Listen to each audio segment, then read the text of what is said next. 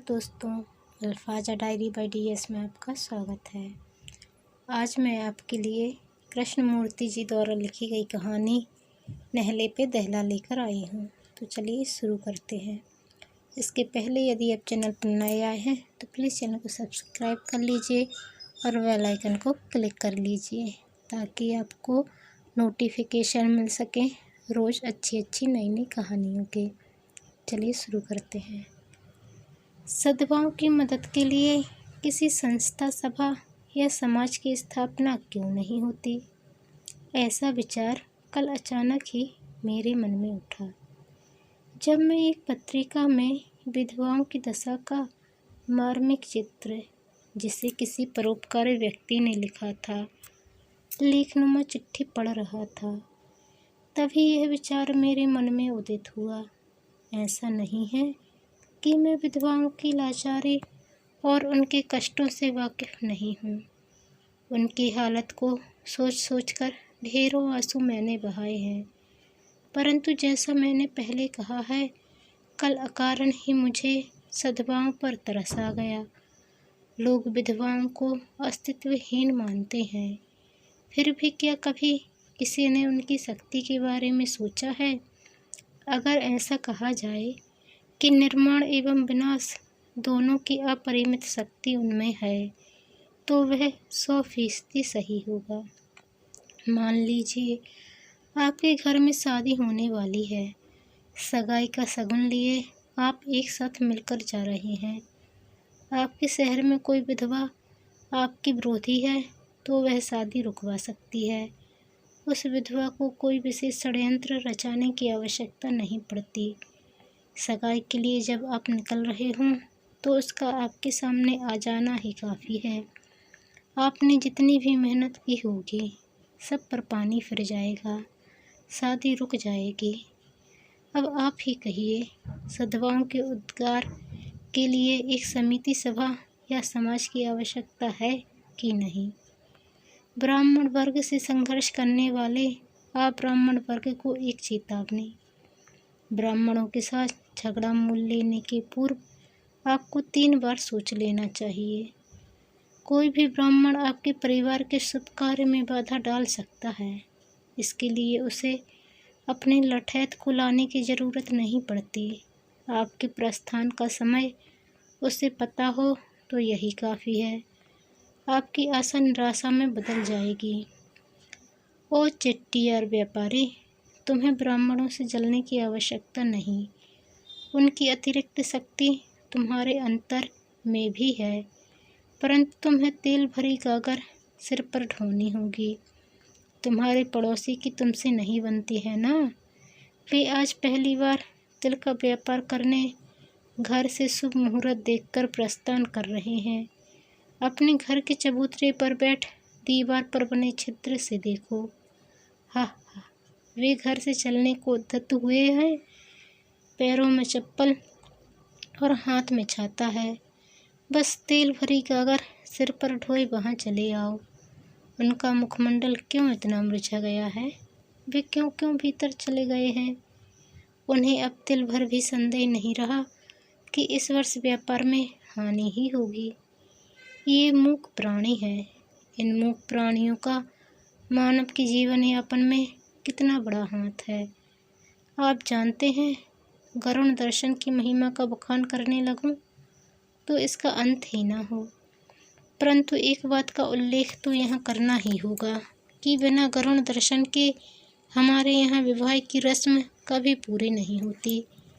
विचारणीय यह है कि हमारे यहाँ सद्भाव से ज़्यादा विधवाओं की संख्या है।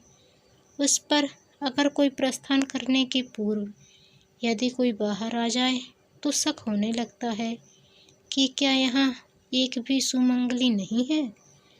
करीब आधे घंटे के इंतजार के बाद कोई अमंगली विधवा आती दिखाई ना दे तो झट से दौड़ते हुए सड़क पार करनी पड़ती है। संसार में करुण मधुर स्वर किसका है? पूछे जाने पर मैं तो गधे की आवाज़ ही कहूँगा। आप ज़रूर हंसेंगे, परंतु क्या आप जानते हैं कि गधे की आवाज़ के समान अच्छा शगुन और कुछ नहीं होता। जीवन सफल बनाने में यदि गधे की आवाज़ कारण बनती है तो वह मधुर और संगीतमय क्यों नहीं होगी। गरधव के व्यक्तित्व की महानता इसी में है। जीवन में जो अक्सर असफल होते रहते हैं वे मेरी बात ध्यान से पढ़ें। गधे पालने वाले धोबी के घर के नज़दीक अपना घर बना लें, सफलता उनके कदम चूमेगी। घुड़दौड़ में अक्सर पैसे लगाकर हारने वाले, तृतीया के चांद की तरह मुँह लटकाए घर लौटने वाले मित्रों को एक नसीहत देना चाहता हूँ। आजकल कुछ धनी लोग बिल्ली का बच्चा, खरगोश का बच्चा, कुत्ते का पिल्ला आदि प्यार से पालते हैं। वे अज्ञानी हैं। आप भागीरथ प्रयत्न कर एक लोमड़ी पकड़ लाएं और उसे कटघरे में बंद कर लें। प्रतिदिन सुबह उसकी शक्ल देखकर काम प्रारंभ करें। अगर आप ऐसे में नहीं जीते तो मुझसे नहीं लोमड़ी से पूछें। पर एक बात का ध्यान रखें, आप लोमड़ी की शक्ल देखकर घर से तो जरूर निकलें, मगर अगर बिल्ली रास्ता काट गई तो आपकी असफलता का दोषी ना तो मैं होऊंगा ना लोमड़ी। अतः घर में कोई बिल्ली का बच्चा हो तो उसे तुरंत खदेड़ दें। इतना कुछ कह देने के बाद अगर मैं अपने व्यक्तिगत अनुभव का जिक्र न करूं तो मेरा मन कैसे मानेगा। कॉलेज के दिनों में मुझे चाचा के यहाँ रहना पड़ा। उनका बेटा मणि सेकंड फॉर्म में पढ़ता था। इकलौता बेटा होने के नाते चाची को अपने बेटे से अत्यधिक लगाव था। साथ ही वह शुभ अशुभ आदि पर खूब विश्वास करती थीं। स्कूल भेजते वक्त भी शगुन देखकर ही उसे भेजती। आम दिनों में ऐसा व्यवहार था तो सोचकर देखिए कि परीक्षा के दिनों में क्या हाल होता होगा। पहले दिन अंग्रेजी का पर्चा था। मेरी की थी सो मैं घर पर ही था। चाची ने खुद गति से घर को झाड़ा बुहारा, खाना बनाया, बेटे को तैयार किया और उसे खाना भी खिला दिया। तब तक 10 बज गए। बेटे को घर के भीतर ठहरने को कहकर स्वयं बाहर जाकर देखने लगी। सारा वातावरण अपने सुगन के अनुकूल पाकर उसने झट बेटे को बुलाया। जल्दी आ बेटे, बाहर कोई नहीं, दौड़ कर आ। बेटा जरा सुस्त तबीयत का था। जब तक वह बाहर आया चाची ने कहा, भीतर चला जा, थोड़ा पानी पी ले। जब मैं बाहर आया तो मैंने देखा कि एक विधवा कली के मोड़ पर मुड़ रही थी। थोड़ी देर बाद बेटा जब बाहर आया तो एक ब्राह्मण सामने से आ रहा था।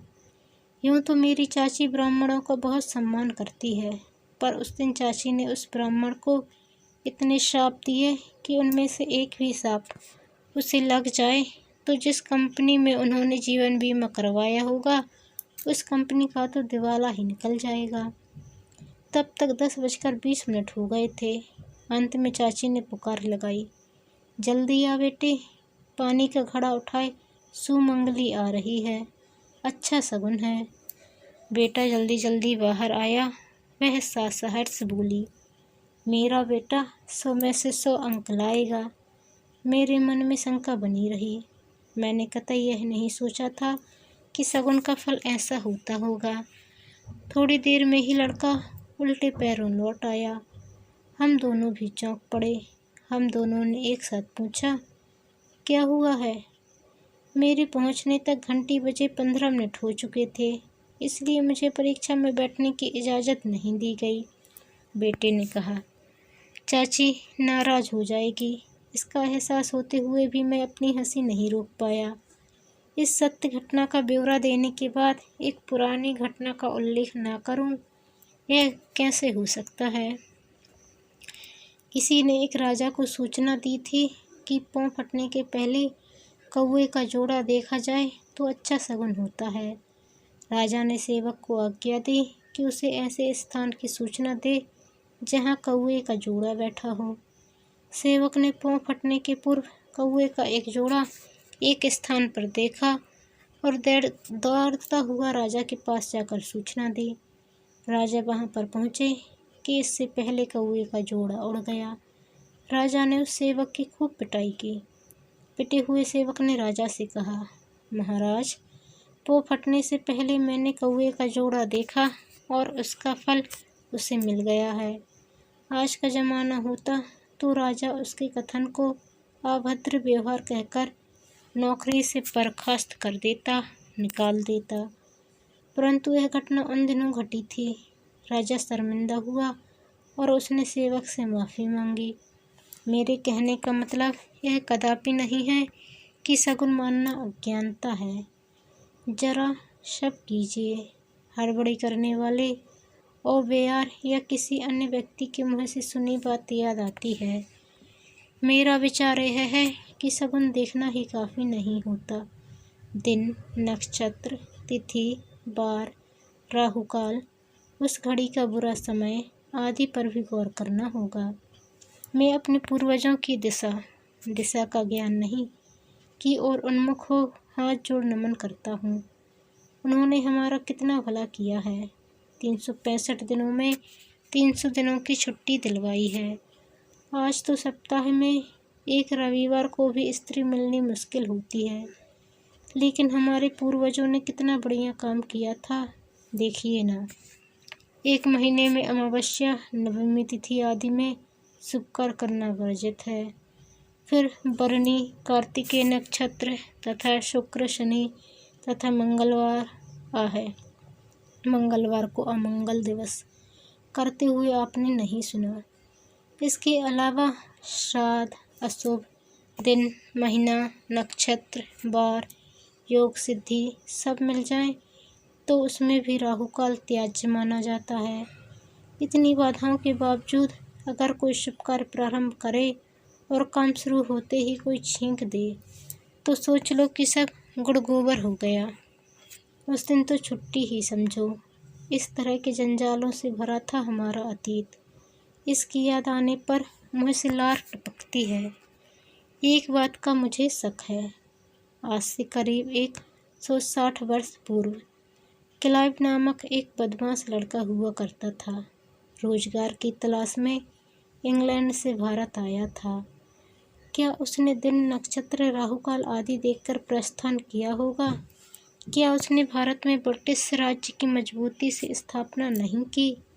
उसके लगाए उस वृक्ष को जड़ से उखाड़ फेंकने का काम विरोधी और उग्रवादी परिश्रमी वर्ग, जाति भेदभाव को मानने वाला वर्ग, कांग्रेस के वीर खिलाफत आंदोलन बम बनाने वाला वर्ग और ऐसे अन्य कई लोगों ने कितना प्रयास किया, पर क्या वे उसे हिला पाए? क्यों नहीं। इस देश के राष्ट्र प्रेमी नृफर रोज या तो पंचांग देखते या कौवे का शगुन देखते रहे। वे अपना देश परायों को सौंपकर क्यों सड़क पार आ गए?